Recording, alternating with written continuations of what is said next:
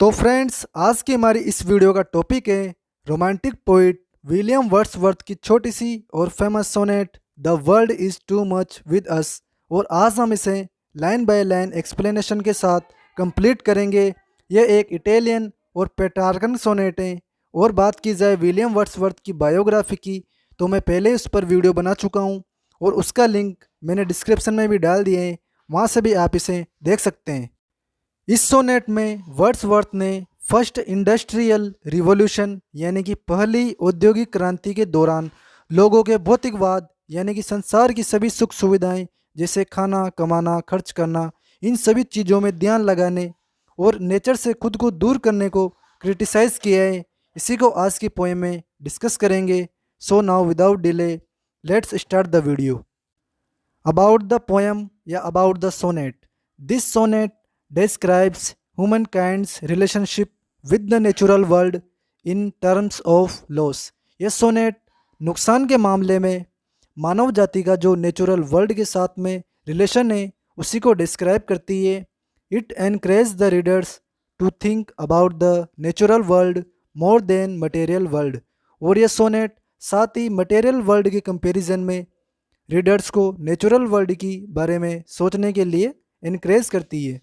It composed in 1802 and first published in poems in 2 volumes in 1807।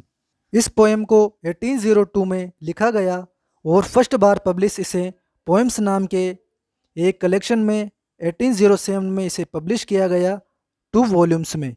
Main theme is that humankind has forsaken the soul and individuality for money and material gain. और इस poem की जो main theme है वो यह है कि मानव जाति ने अपनी सोल और अपनी जो विशेषताएं उसको पैसे और भौतिक चीज़ों को प्राप्त करने के लिए हमेशा के लिए त्याग दिया है।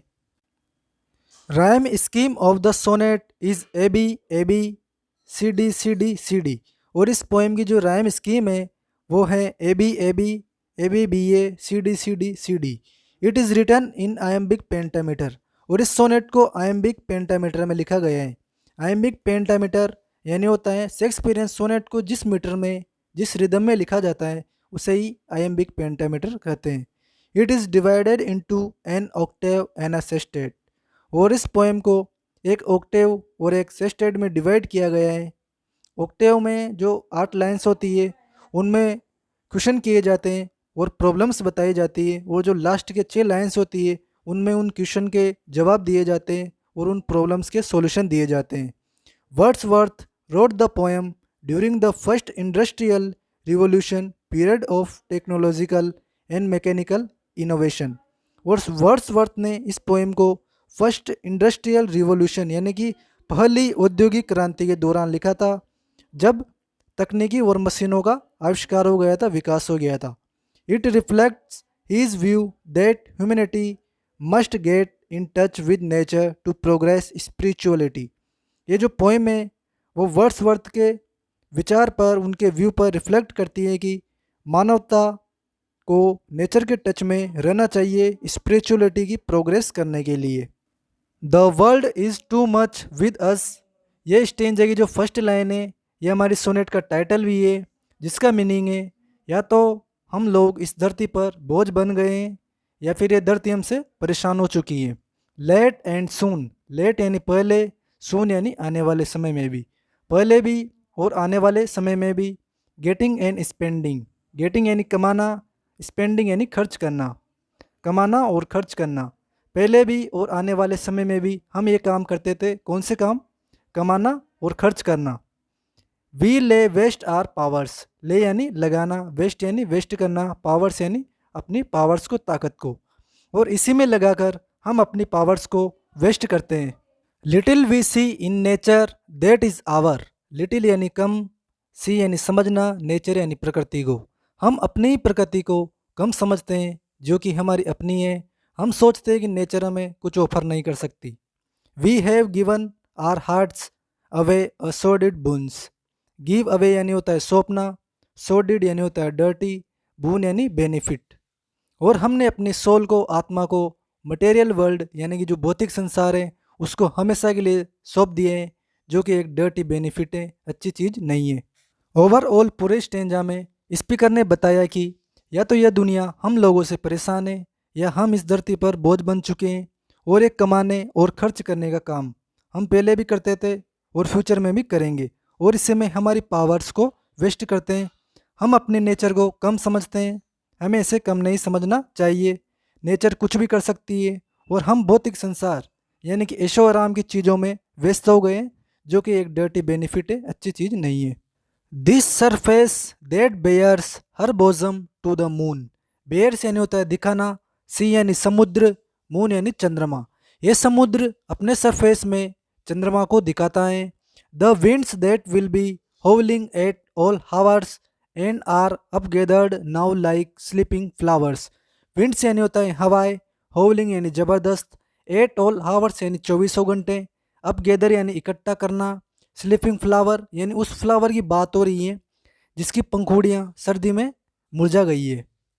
तो 24 घंटे तेज गति से चलने वाली हवाएं आज शांत है और यह उस फ्लावर की तरह लग रही है जिसकी पंखुड़ियाँ सर्दी में मुरझा चुकी हैं। For this for everything we are out of tune. Tune का मीनिंग है यहाँ पे अप्रिसिएट करना, और ये सभी नेचुरल फीचर्स जो अभी भी मौजूद है बट हम उनको अप्रिशिएट नहीं करते, उनकी रिस्पेक्ट नहीं करते। ओवरऑल पूरे स्टेंजा में स्पीकर ने बताया कि समुद्र अपने आंचल में मून को दिखाता है और हमेशा चलने वाली ज़बरदस्त हवाएं आज शांत हैं, जो कि ठंड में मुरझाए हुए फूल की तरह लग रही है। और ये सभी नेचुरल चीज़ें अभी भी एग्जिस्ट करती हैं बट हम उनकी तारीफ नहीं करते, नेचर को रिस्पेक्ट नहीं देते, क्योंकि हम मटेरियल वर्ल्ड में खो चुके हैं और खाने कमाने खर्च करने पर फोकस करते हैं। It moves us not. Moves यानी होता है प्रभावित करना।